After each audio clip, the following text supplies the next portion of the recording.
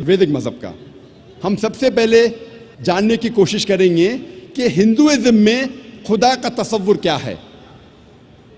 जब हम कोई आम हिंदू से पूछते हैं कि आप कितने खुदाओं में मानते हैं, कुछ हिंदू कहेंगे 3, कुछ कहेंगे 10, कुछ कहेंगे 100, कुछ कहेंगे 1000 और कुछ कहेंगे 33 करोड़ 330 मिलियन।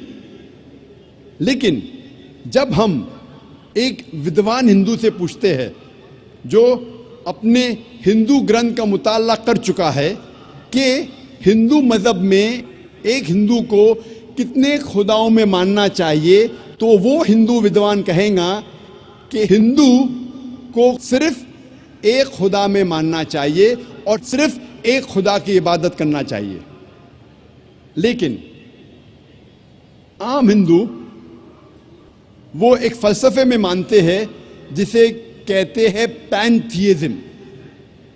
पैनथियज़म के मानी सब कुछ खुदा है, और आम हिंदू ये मानता है कि सब कुछ खुदा है। पेड़ खुदा है, सूरज खुदा है, चांद खुदा है, इंसान खुदा है, सांप खुदा है। हम मुसलमान ये मानते हैं कि सब कुछ खुदा का है। पेड़ खुदा का है, चांद खुदा का है, सूरज खुदा का है, इंसान खुदा का है, सांप खुदा का है।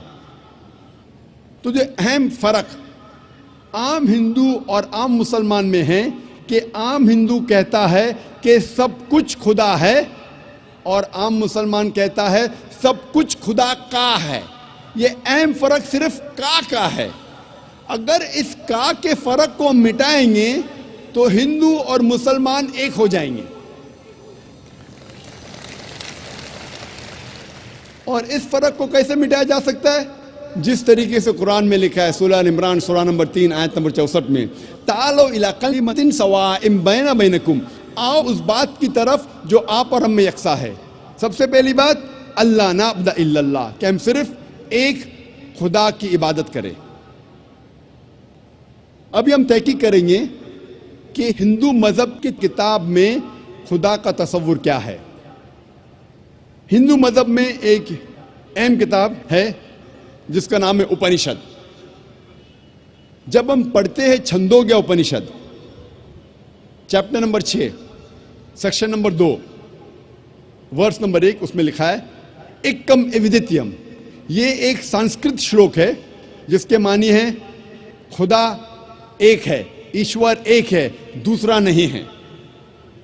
लिखा है श्वेताश्वतर उपनिषद में, अध्याय नंबर 6, श्लोका नंबर 9 में, नाचस्य कसिज जनिता न चदीपा, उस ईश्वर की कोई वालदेन नहीं है, कोई रब नहीं है।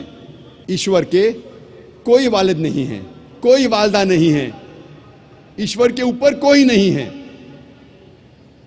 लिखा है श्वेताश्वतर उपनिषद में, अध्याय नंबर 4, श्लोका नंबर 19 में, न तस्य प्रतिमा अस्ति, उस ईश्वर की कोई प्रतिमा नहीं है। प्रतिमा एक संस्कृत लफ्ज है जिसके मानी है अक्स। उस ईश्वर की कोई प्रतिमा नहीं है, कोई अक्स नहीं है, कोई फोटोग्राफ नहीं है, कोई पेंटिंग नहीं है, कोई पोर्ट्रेट नहीं है, कोई बुत नहीं है, कोई मूर्ति नहीं है, कोई स्टैच्यू नहीं है, कोई स्कल्पचर नहीं है। लिखा है न तस्य प्रतिमा अस्ति, उस ईश्वर की कोई प्रतिमा नहीं, कोई अक्स नहीं, कोई फोटोग्राफ नहीं, कोई पेंटिंग नहीं, कोई पोर्ट्रेट नहीं, कोई मूर्ति नहीं, कोई बुत नहीं, कोई स्टैच्यू नहीं, कोई स्कल्पचर नहीं। और हिंदू मज़हब में सबसे ज़्यादा पढ़ी जाने वाली किताब है भगवत गीता। भगवत गीता में लिखा है अध्याय 7, श्लोक नंबर 20 में, all those whose intelligence has been stolen by material desires, they worship demigods। मतलब जिसकी अकल दुनियावी चीज़ों के पीछे भागती है वो लोग खुदा के अलावा दूसरे किसी चीज़ की इबादत करते हैं। जब हम तफसीर पढ़ते हैं, कई भगवत गीता की तफसीर में लिखा है कि जो लोग की बुद्धि جو لوگ کی عقل پیسے کے پیچھے بھاگتی ہے یا دنیاوی چیزوں کے پیچھے بھاگتی ہے وہ بت پرستی کرتے ہیں، خدا کے علاوہ دوسری چیز کی عبادت کرتے ہیں۔ لکھا ہے بھگوت گیتا میں ادھیائے 10 شلوک نمبر 3 میں، وہ لوگ جانتے ہیں کہ میں لا فانی ہوں، وہ لوگ جانتے ہیں کہ میں جنم نہیں لیا ہے اور میں سارے عالمین کا مالک ہوں۔ ہندو مذہب میں سب سے اونچی کتاب ہے وید۔ اگر وید اور دوسری ہندو مذہب کی کتاب میں ٹکراؤ ہوتا ہے تو ہمیں ماننا چاہیے وید۔ وید ہندو مذہب کی سب سے اونچی کتاب ہے۔ جب ہم وید پڑھتے ہیں، اس میں لکھا ہے یجروید میں ادھیائے نمبر 32 شلوک نمبر 3 میں، نہ تسیہ پرتیما استی، اس ایشور کی کوئی پرتیما نہیں ہے۔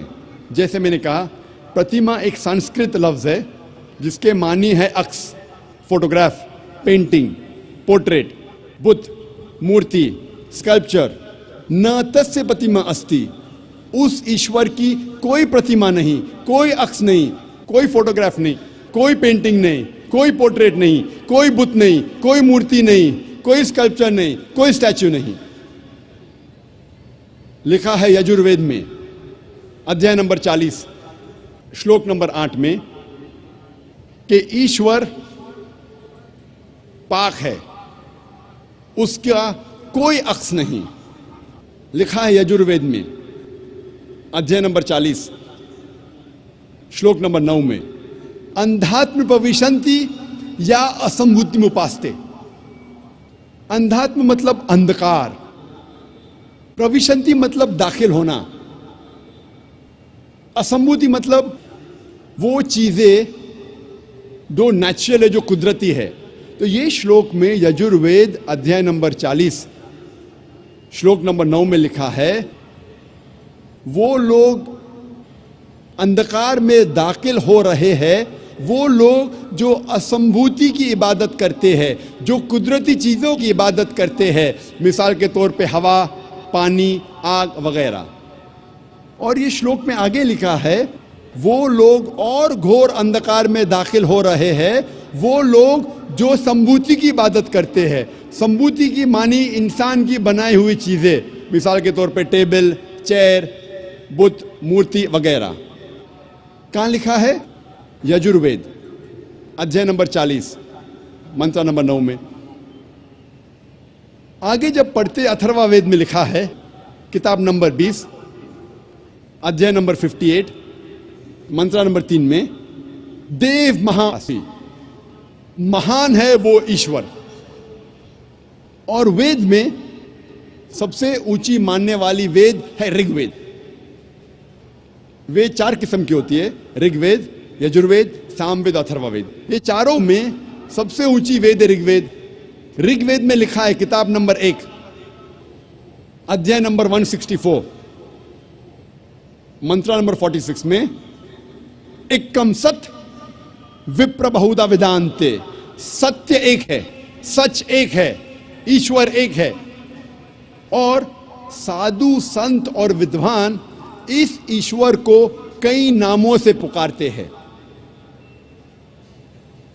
یہ پیغام پھر سے دہرایا گیا ہے رگ وید میں، کتاب نمبر 10 ادھیائے نمبر 114 منترا نمبر 5 میں۔ اس میں لکھا ہے کہ خدا ایک ہے، ایشور ایک ہے، ایشور ایک ہے، لیکن ودوان، سنت، سادھو اس ایشور کو کئی ناموں سے پکارتے ہیں۔ اور جب ہم رگ وید پڑھتے ہیں، کتاب نمبر 2 ادھیائے نمبر 1، صرف کتاب نمبر 2 ادھیائے نمبر 1 میں 33 نام اور صفتیں دیے گئے ہیں اس ایشور کو۔ ان میں سے ایک ہے رگ وید کتاب نمبر 2 میں ادھیائے نمبر 1 میں منترا نمبر 3 میں، برہما۔ برہما کہا جاتا ہے اس ایشور کو جو بنانے والا ہے۔ جب ہم انگریزی میں ترجمہ کرتے ہیں تو اسے کہتے ہیں کریٹر. جب اردو یا عربی میں ترجمہ کرتے اسے کہتے ہیں خالق. ہم مسلمانوں کو کوئی اعتراض نہیں اگر کوئی کہتا ہے کہ خدا یا ایشور خالق ہے یا کریٹر ہے یا بنانے والا ہے.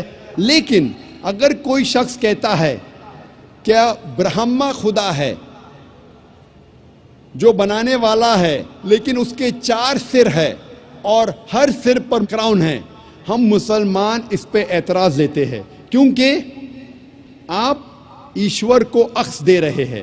اور صاف طور پہ لکھا ہے سوتا اپنشد میں ادھیے نمبر 4 شلوکا نمبر 19 میں نہ تسیہ پرتیما استی, اس ایشور کی کوئی پرتیما نہیں, کوئی عکس نہیں, کوئی فوٹوگراف نہیں, کوئی پینٹنگ نہیں, کوئی پورٹریٹ نہیں, کوئی مورتی نہیں, کوئی بت نہیں, کوئی اسٹیچو نہیں, کوئی اسکلپچر نہیں.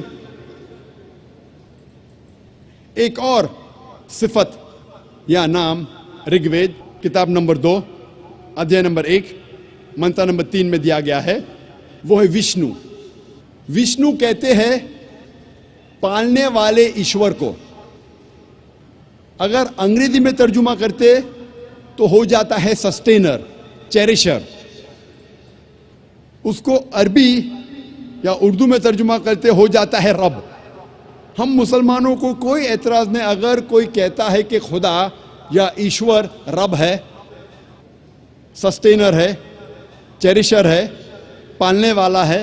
لیکن اگر کوئی شخص یہ کہتا ہے کہ وشنو پالنے والا خدا ہے, پالنے والا ایشور ہے, اور اس ایشور کے 4 ہاتھ ہیں جیسے انسانوں جیسے, اور ایک ہاتھ میں چکرا ہے اور دوسرے ہاتھ میں کونچ ہے, اور وہ پانی پہ جا رہا ہے سانپوں پہ بیٹھ کر, یا ہوا میں اڑ رہا ہے ایک پرندہ جس کا نام ہے گروڈا پر, ہم مسلمان اس پر اعتراض کرتے ہیں کیونکہ آپ خدا کو عکس دے رہے ہیں. اور آپ یجروید ادھیے نمبر 32 منتر نمبر 3 کے خلاف جا رہے ہیں جس میں لکھا ہے نہ تسیہ پرتیما استی, اس ایشور کی کوئی پرتیما نہیں, کوئی عکس نہیں, کوئی فوٹوگراف نہیں, کوئی پورٹریٹ نہیں, کوئی پینٹنگ نہیں, کوئی بت نہیں, کوئی مورتی نہیں, کوئی اسکلپچر نہیں, کوئی اسٹیچو نہیں.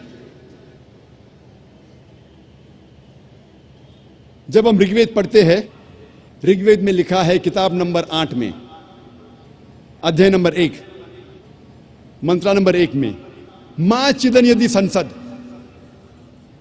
عبادت صرف وہ ایک ایشور کی کرو, صرف اس کی پرشنسا کرو. لکھا ہے رگ وید میں کتاب نمبر 6 ادھیے نمبر 45 منتر نمبر 16 میں یا ایک اتمشتی ہی, پرشنسا صرف وہ ایک خدا کی کرو, صرف اس کی عبادت کرو. اور ہندو مذہب میں جو برہما سوترا ہے, جو ہندو مذہب کا کلمہ ہے, وہ ہے ایکم برہم دیوتیا ناستے نینا ناستے کنچن, بھگوان ایک ہی ہے, دوسرا نہیں ہے, نہیں ہے, نہیں ہے, ذرا بھی نہیں ہے. There is only one God, not a second one, not at all, not at all, not in the least bit. جب ہم ہندو مذہب کی کتابوں کا مطالعہ کرتے ہیں ہمیں پتہ لگتا ہے کہ ہندو مذہب میں لکھا ہے کہ ایک ہی ایشور, ایک ہی خدا کی عبادت کرو جس کی کوئی پرتیما نہیں, جس کا کوئی عکس نہیں, جس کا کوئی فوٹوگراف نہیں, کوئی پینٹنگ نہیں, کوئی پورٹریٹ نہیں, کوئی بت نہیں, کوئی مورتی نہیں, کوئی اسٹیچو نہیں, کوئی اسکلپچر نہیں. اگر آپ کو سمجھنا ہے کہ ہندو مذہب میں خدا یا ایشور کا صحیح تصور کیا ہے تو آپ کو ہندو مذہب کی کتابوں کا مطالعہ کرنا چاہیے.